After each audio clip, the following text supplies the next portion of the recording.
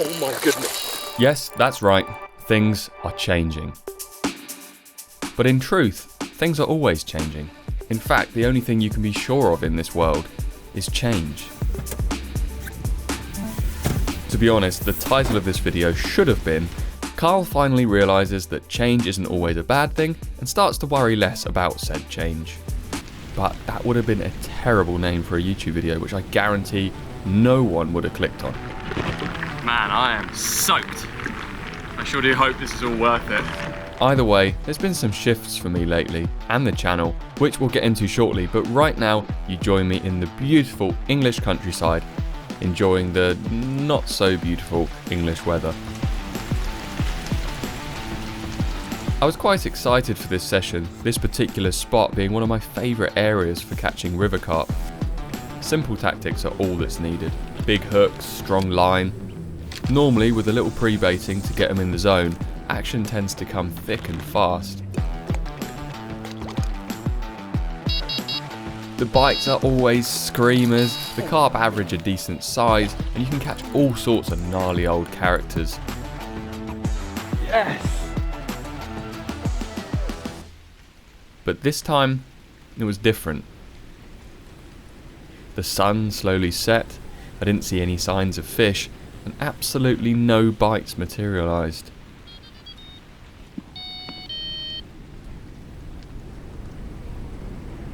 Actually, I lied. I did get one bite, from a bream in the early hours of the morning. Are you serious? I don't know what's going on, but I'm completely tangled through my other line. Oh my god, this is a nightmare. Oh, look at that monstrosity.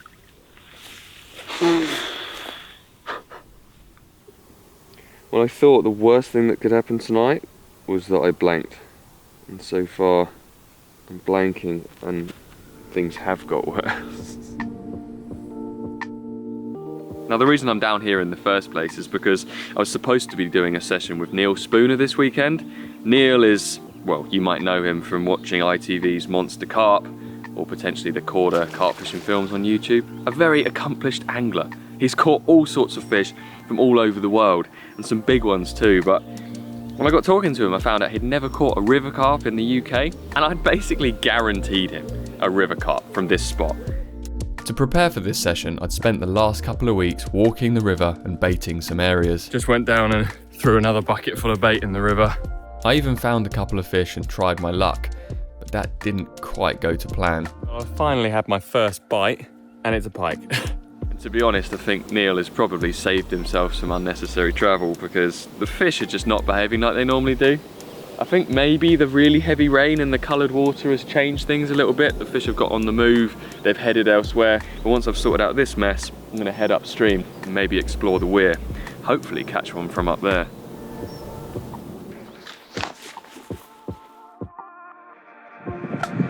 Something just swam through down there. I just saw a load of bubbles and a big ripple came out from this margin. I don't know what that was, but I also stood on my net pole. I literally just stood on it and I think it broke.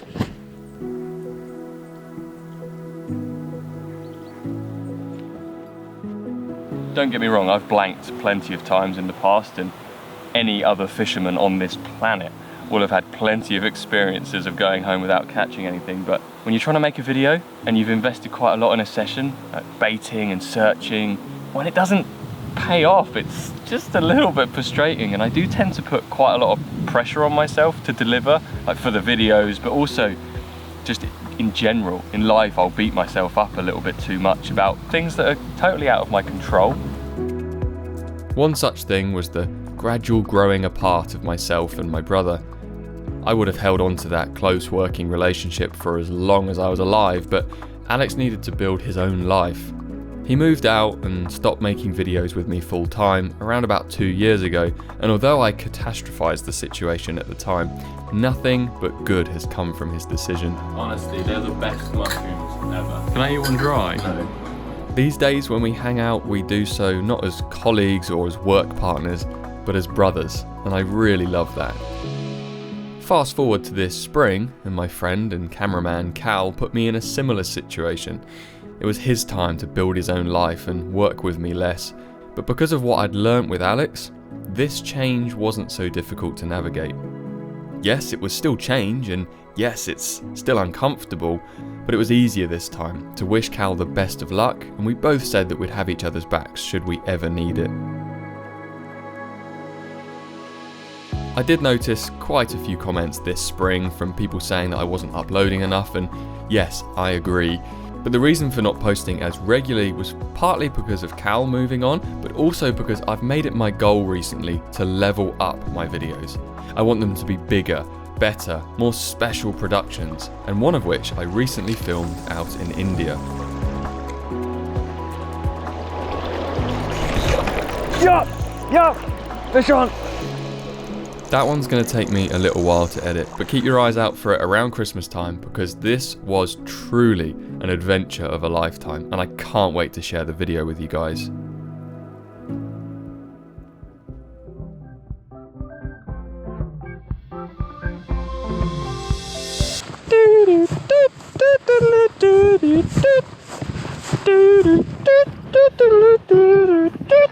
All the way.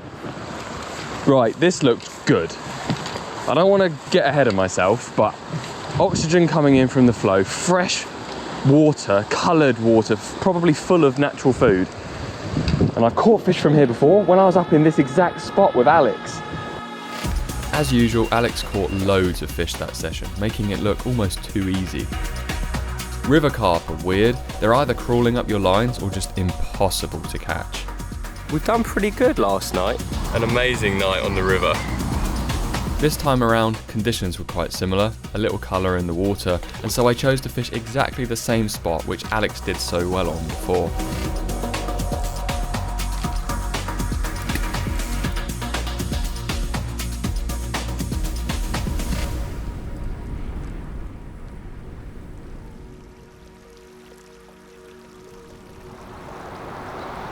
The main thing I'm struggling with today is just working out where the carp actually are. Normally this river is quite clear and you can sort of walk the stretch, peer into the lily pads, and you're gonna spot them somewhere. But I think right now the best chance I have of seeing fish is to go home and look into my pond.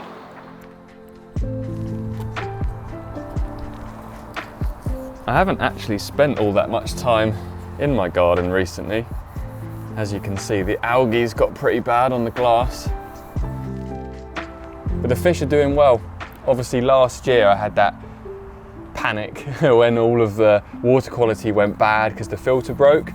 But since I got that fixed up, things have been really quite steady. The fish are growing well. I've actually got a brand new one in there that I've got a video all about how I found that one. A very exciting trip to Japan. That video will be coming a little bit later on in the year.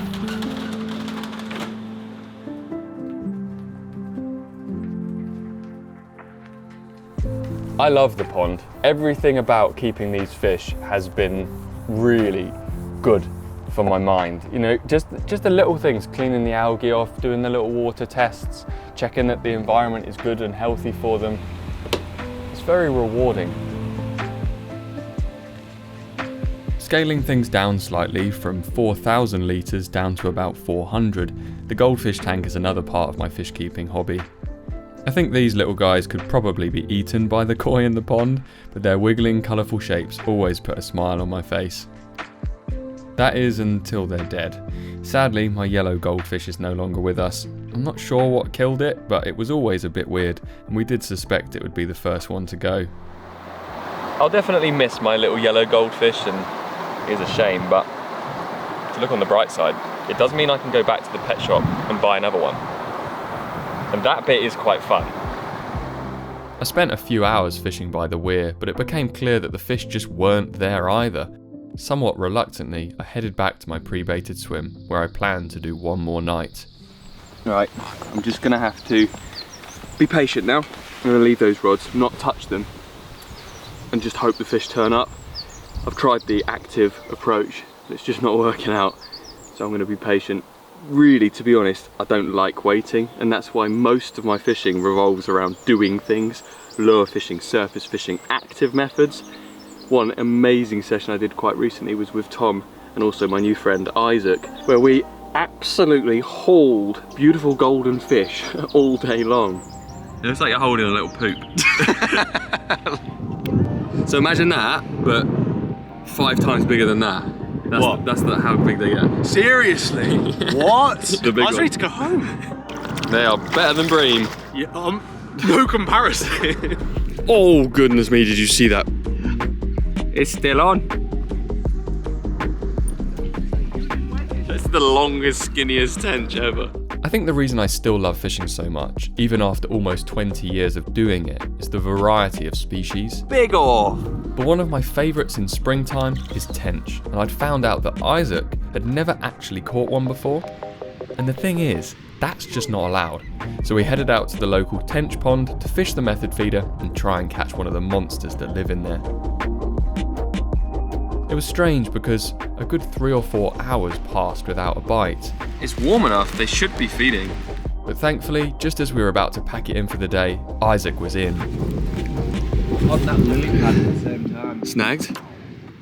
Yeah, you're good. And I've got a fish still, I think. Yeah?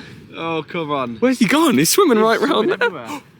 That's a good tench. Come on, don't lose it now, mate. Don't lose it now.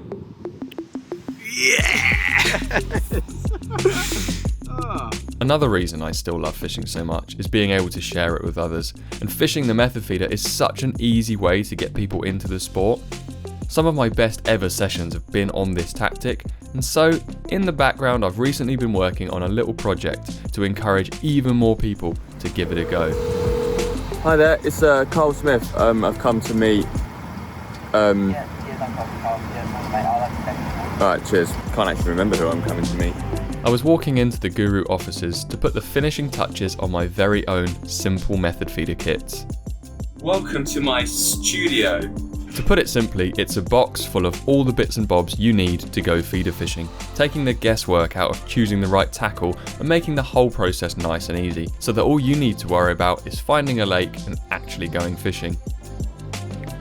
Moulds, rigs, we've got lots of these. The actual method feeders in a couple of different sizes and weights. We've got ground bait, but what if you want to use pellets? They're in the kit too. Bait and needles, bait stops, beads to attach your hook link, disgorgers to unhook the fish, scissors to cut your hair. As well as the tackle, there's a helpful leaflet in there that takes you through every step of tying up and preparing your fishing gear that myself, Omi and Tom have worked really hard on to make as useful as possible. This simple little box of fishing equipment has led me on some kind of a journey the last few months, and I'm so glad to finally have it in my hands. You guys can now go and grab them from my store, and I sincerely hope that this kit gets as many people on the bank as possible catching fish and enjoying their angling. Because at the end of the day, this channel, my fishing tutorials channel, it all has one motive: get people out on the bank enjoying their fishing. That's it, my fingers are bleeding, but we're done. I definitely didn't have half of these, or rather almost all of these, packed before I got here. There's a link in the description if you want to get one of these kits for yourself, but back at the river, things had gone really quite wrong. It's so far down to the water. I can't work out how this is possible. I need to go down to the bottom of the stretch and have a look at the weir, or like the sluice down there. Somehow, the water level had dropped by over 1 metre in only a couple of hours. What? Well, normally the water is flowing over the top of that. It certainly isn't today. I think I can see the issue. It's really difficult to get out. The piece of wood at the top is gone, and the piece of wood at the bottom has been pushed through, releasing all the water. I called the local fishing club and began packing away my gear. My swim was now only a few inches deep and the fish were nowhere to be seen. So I decided to make a video about change and adapting, overcoming situations. And then the river I was fishing started emptying out because the dam broke. Oh dear, what is going on? It didn't take long for help to arrive, and so we got to work trying to save the quickly emptying stretch of river.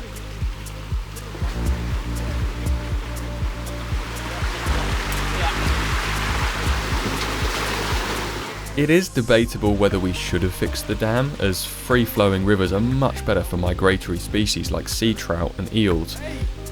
However, with many thousands of fish in the stretch above, which was soon to be running dry, we did what we could in the moment to save the existing stock.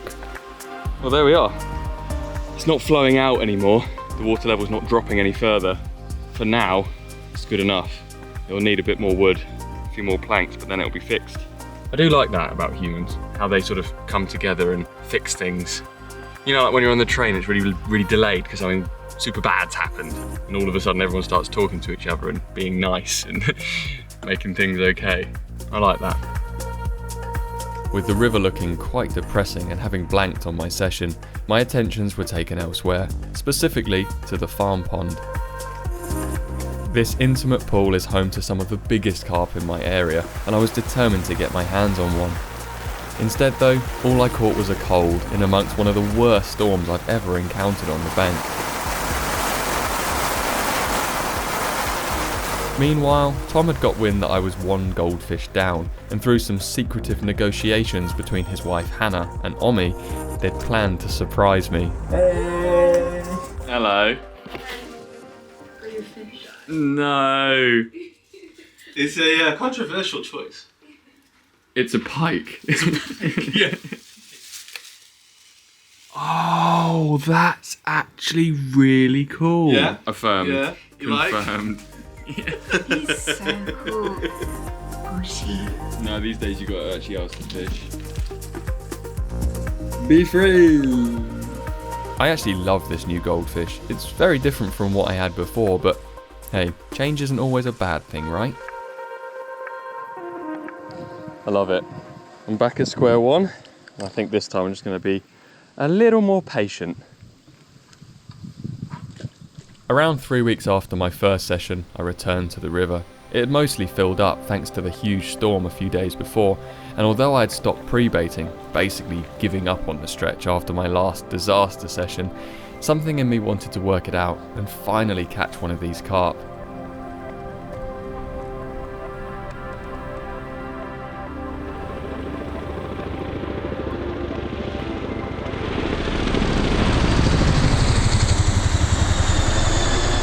Something quite eerie about helicopters.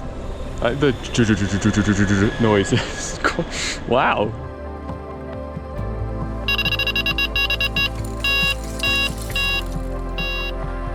At some time in the early morning, I finally hooked one. It felt hard-earned, and I get the feeling this stretch of river isn't what it used to be.